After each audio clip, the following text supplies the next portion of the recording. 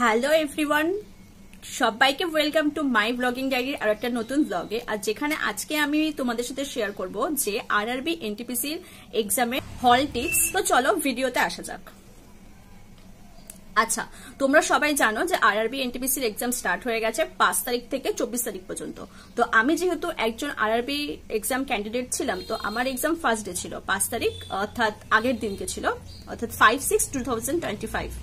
তো আমি আমার হলে যে জিনিসগুলোকে ফলো করেছি বা যে জিনিসগুলোকে হতে দেখেছি সেগুলো হচ্ছে, সবাই তোমরা যে জিনিসগুলোকে ক্যারি করবে সেগুলো একটা পাসপোর্ট সাইজের ছবি, একটা হচ্ছে আধার কার্ড রাখতে পারো।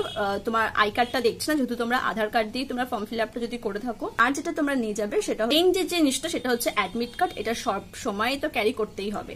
আচ্ছা, আর তোমরা যদি কেউ চাও যে বাড়ি থেকে তোমরা পিকচার যেটা তোমার অ্যাডমিট কার্ডের উপরে লাগাতে হবে সেটা তোমরা অ্যাডমিট কার্ডের উপর লাগিয়ে নিয়ে যেতে পারো, কোনো রকম কোনো সমস্যা নেই। আর যদি নিয়ে না যাও তাহলে ওখানে গিয়ে লাগাতে পারো।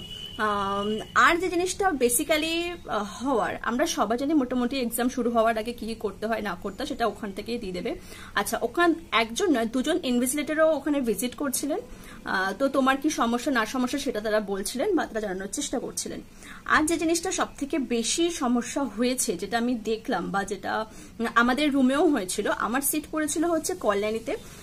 তো কল্যাণীর হচ্ছে আইডিয়াল ইনস্টিটিউট, সেখানে আমার এক্সামের সিট পড়েছিল। আমার শিফট পড়েছিল তোমার হচ্ছে ফার্স্ট শিপে আমার শিফট পড়েছিল। তো ওখানে মিনিমাম আমার রুম ছাড়াও আরো যে যে রুমগুলো ছিল সেখানে সব থেকে বেশি যে প্রবলেমটা এবারে ফেস হতে আমি দেখেছি সেটা হচ্ছে বায়োমেট্রিক যে টেস্টটা হয় বা বায়োমেট্রিক্যাল যে ভেরিফিকেশনসটা হয়, সেই ভেরিফিকেশনে কিন্তু অনেকের ভুল হচ্ছিল। তো মিনিমাম 1 2 3 টাইমস তারা হচ্ছে গিয়ে বায়োমেট্রিকের ভেরিফিকেশনটা করেছিলেন।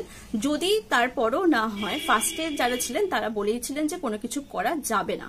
তো এই সমস্যাটা যেহেতু অনেকের হয়েছিল, অর্থাৎ সেখানে পরীক্ষাটা ক্যান্সেল করে দেওয়া যেতে পারতো যে সমস্ত ক্যান্ডিডেটের এই সমস্যাটা হয়েছে বা এসেছে।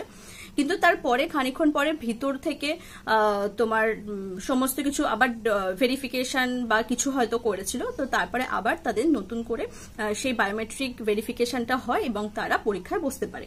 আচ্ছা, এক্ষেত্রে যে তোমাদের মধ্যে কোয়েশ্চেন আসতে পারে যে তাহলে বাকি যারা এক্সাম টাইম মতন শুরু করে দিয়েছিল, কারণ টাইম যেহেতু কম্পিউটার বেস, টাইমে স্টার্ট হয়ে যাবে আবার টাইমে এন্ড হয়ে যাবে, সেখানে আমাদের কোনো হাত নেই। কিন্তু যারা এই বায়োমেট্রিক ভেরিফিকেশনে আটকে গেছিল তারা কিভাবে এক্সাম দিতে পারবে কিনা বা টাইম মতন হবে কিনা। তো এই ক্ষেত্রে আমি বলে রাখি যে হ্যাঁ, যারা বায়োমেট্রিকের ভেরিফিকেশনে একটু সমস্যা হয়েছিল তারা যেহেতু লেট করে স্টার্ট করেছিল, তাই তাদেরও কিন্তু লেট করেই এন্ডো এক্সাম হয়েছিল। কিন্তু ততক্ষণে কিন্তু আমরা যারা ক্যান্ডিডেট, যারা বায়োমেট্রিক টেস্ট মানে ভেরিফিকেশনটা হয়ে গেছিল, আমরা এক্সামে বসে গেছিলাম, তাদের কিন্তু রুম থেকে বেরোতে দেয়নি। আমরাও রুমে ছিলাম এবং যাদের হচ্ছে আমাদের টাইম ওয়াইজ শেষও হয়ে গেছিল এক্সাম, আমাদের কম্পিউটার অফও হয়ে গেছিল এক্সামের পেজ। কিন্তু যারা এই বায়োমেট্রিক্যাল ভেরিফিকেশনে ভুল হয়েছে তাদের কিন্তু এক্সামে কোনো রকম কোনো ডিলে হয়নি, অর্থাৎ যে টাইমটা আমরা পেয়েছিলাম তারাও যে টাইম থেকে স্টার্ট করেছিল সেই টাইমটা তারাও পেয়েছিল। সো এখানে কোন রকম কোনো ভাবা চিন্তার কোনো অসুবিধা মানে কোনো নেই, ভয়ে বা কোনো রকম কোনো যে হয় না যে একটা প্যালপিটেশন, তো সেটা করার কোনো দরকার নেই। অর্থাৎ তোমরা যেই টাইম থেকে স্টার্ট করবে সেই টাইমে শেষ হবে। যতই তোমার ভেরিফিকেশন লেটে হোক বা ফার্স্টে হোক, সেটা কোনো রকম কোনো কিছু ম্যাটার করবে না। আর বাকি আমি আর কিছু বললাম না, যে সমস্যাটা এইবারে হয়েছে সেটা নিয়ে আমি জাস্ট আমার এই ভিডিওটাতে তোমাদেরকে শেয়ার করলাম। বাকি তোমরা যেমন প্রিপারেশন করেছো বা যেমন ভাবে প্রিপারেশন নিয়েছো তেমন ভাবেই তোমরা এক্সামটা দিয়ে আসো। আর টাইমে শেষ হতেও পারে, নাও হতে পারে, তো চিন্তা করার কোনো ব্যাপার নেই। নেক্সট টাইম আরো যে সমস্ত ভুলগুলো এখন হয়েছে বা করেছি বা করব সেগুলো নেক্সট টাইম আরো বেটার করার চেষ্টা করব।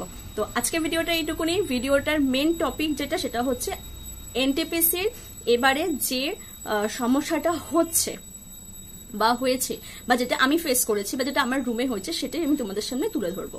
তো সেটাই তুলে ধরলাম। ভিডিওটা কেমন লাগলো অবশ্যই বলো। যারা যারা পরীক্ষা দিতে যাচ্ছ অবশ্যই এক্সাম হলের টাইমে 30 মিনিটস আগে পৌঁছিও। আর চলো সবাই এক্সাম ভালো করে দাও।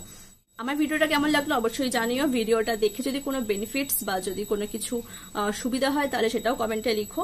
আর এমন ভিডিও দেখতে বা ডেইলি ব্লগিং দেখতে অবশ্যই চ্যানেলটা সাবস্ক্রাইব করে আমার সাথে থেকো। আজকের মতন টাটা।